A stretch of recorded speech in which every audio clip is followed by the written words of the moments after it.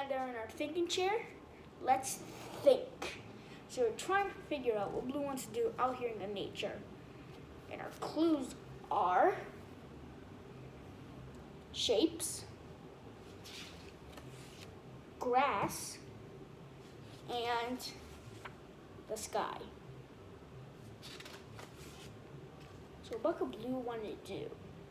Maybe she wants to watch the grass from the sky. That work? No, that won't work. That won't work. Maybe she wants to go cloud watching.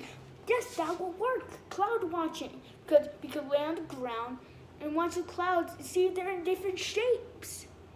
We just figured out Blue's clues.